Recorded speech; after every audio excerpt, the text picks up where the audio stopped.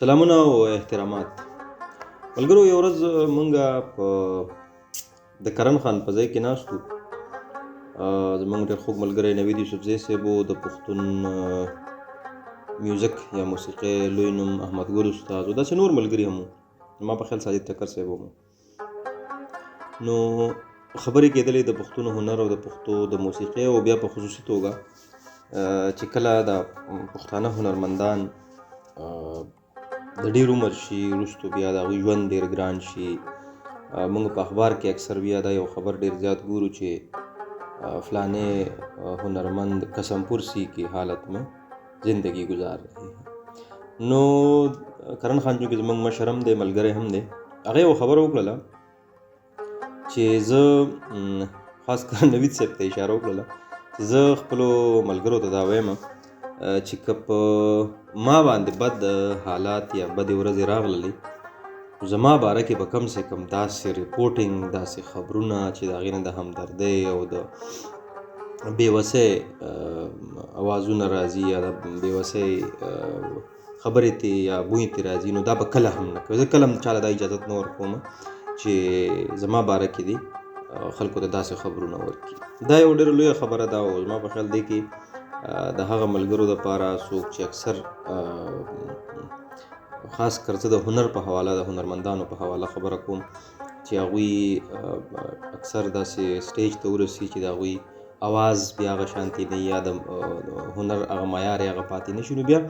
اکثر ډېر ګران ژوند تېروي، بد ژوند تېروي، کورنۍ د هغوی ماشومان. موږ خوشحاله یو، باید په دې باندې موږ خوشحاله شو. تاسو به ګورئ داسې تصویرونه، ویډیوګانې دي د موږ ډېر خوږ ملګري چې اوس خو ډاکټر کرن خان دی، هغه د هنر سره سره، د زده کړو سره سره، د موسیقۍ سره سره، د شعر لیکلو سره سره خپل کاروبار هم شروع کړی دی. دا د هغه ټولو هنرمندانو، بیا زموږ ټولو بحیثیت پښتون یا د پښتنو ټولو دپاره ډېره یو، زه به دا ووایم چې یو مثال دی، ځکه چې کاروبار هر څوک کولی شي او مطلب کاروبار کې څه داسې بده خبره نشته دی، څوک یې کولی شي. ډېر خلک مطلب کیدای شي د کاروبار مایند یا سوچ نه لري، خو زموږ ډېر خوږ ملګري کرن خان دغه د کی ډاټ بای کرن خان په نوم باندې چې کوم خپل برانډ شروع کړی دی، خپل کاروبار یې شروع کړی دی. موږ هغه ورځ ورغلي وو، څه تصویرونه به تاسو کتلي وي. زه وم، روخان صاحب و، عقیل صاحب و، ډېر خوږ مشر مقرب خان لاله سره هم پکې ملاقات وشو. نو ارشد هم را سره و او شاهین شاه افریدي هم را سره و. موږ هلته وکتل چې د کرن خان خپل زوی زموږ کشر ارمان هم هلته لګیا و، په ماسخوتن کې هغه پیکینګ وغیره یې کول. دا یو، زه به دا ووایم چې له نیکه مرغه کوم د خبرونه چې موږ ګورو یا کتلي مو دي په تېر وخت کې، داسې به کله هم نه کېږي. او بیا په خصوصي توګه باندې په نن دور کې چې کله دنیا چې دغه ګلوبل ویلیج جوړ شوی دی، ټوله دنیا چې د هغه انټرنیټ ته راغلی ده، نو کېدای شي د چا وس نه رسي چې زه د یو غټ دوکان وکړم، یو کارخانه دې کولاو کړم، نو د انټرنیټ ته لارې یا د انټرنیټ په ذریعه باندې دغه خپل پروډکټ یا خپل سیز هغه په اسانه باندې خرڅېدی شي. خواري شته، خواري په هر څه کې شته دی، خوارۍ نه بغیر څه هم نه کېږي، د ملګرو نه بغیر، د سټاف نه بغیر، د دوه درې کسانو نه بغیر په یوازې تن هېڅ هم نه کېږي. خو د کرن خان دغه هڅه چې په هغې کې سپلۍ هم دي، په هغې کې شال د سلامپور د سوات، په خپله هم د سوات سره چونکې تعلق ساتي، د سوات د لاسو جوړ چې کوم شالونه دي، بیا کالي دي یعنې جامې هم دي. نو موږ ورته مبارکي هم وایو. د دې ویډیو مقصد صرف دا دی چې موږ باید خپل روزګار کوونکي هنرمندان، ملګري، مشران، که هغه هر څوک یوازې هنرمندان نه، هغه ونازوو، ځکه چې که زموږ خپل مصنوعات، خپل پروډکټس، که هغه زموږ چارسدوالې سپلۍ دي، که زموږ پنجدارې سپلۍ دي، یا زموږ د سلامپور صادرې دي، یا د چارسدې کدر دی، جامې دي، صادرې دي، دا که موږ دې ته ارزښت ورنکړو، اهمیت ورنکړو، موږ ورته احترام ونه لرو، موږ یې پروموټ بیا نه کړو، نو دا څوک هم موږ له نه کوي. زمونږ خاوره، زمونږ دا وطن دا ډېر زرخیزه دی. که هغه د ما چې ذکر وکړو دغه یو څو څیزونه څادرې،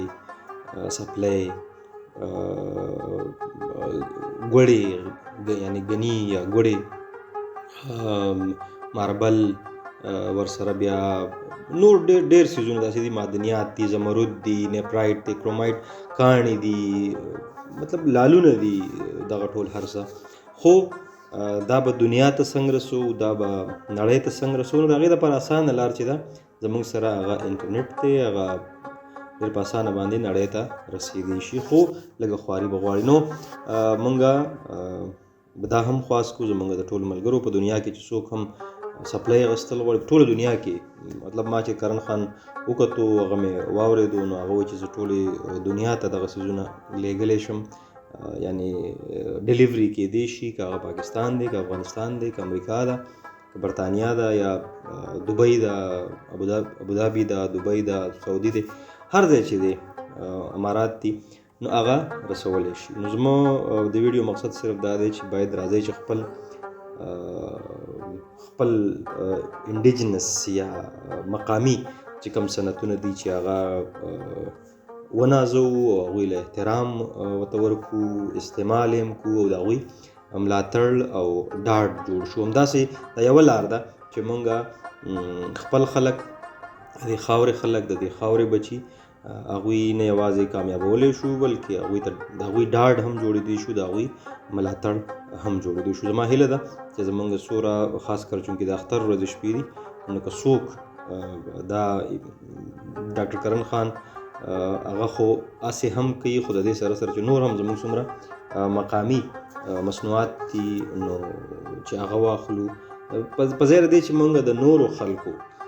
کیدی شي هغه زه به دا ووایم که هر څه وي معیار به کیدی شي لږ د دې نه ښه وي، خو دا معیار دلته هم ښه کیدی شي، دا مصنوعات نور هم ښه کیدی شي، خو کو مونږ په خپله باندې دې ته اهمیت ورکړو، دا استعمال کړو، د دې دغه خلکو ملاتړ جوړ شو، او بیا چې کله مونږ دا څیزونه استعمالول شروع کړو نو هغوی ته به هم ډاډ میلاویږي او هغوی به نوره بیا خواري کوي. نو کرن خان ته دې د هغه ملګرو ته، د هغې کورنۍ ته دې ډېر مبارک وي، دغه کیډاټ بای کرن خان، او هیله ده چې دغه به نورې هم کامیابۍ وویني. ډېره مننه.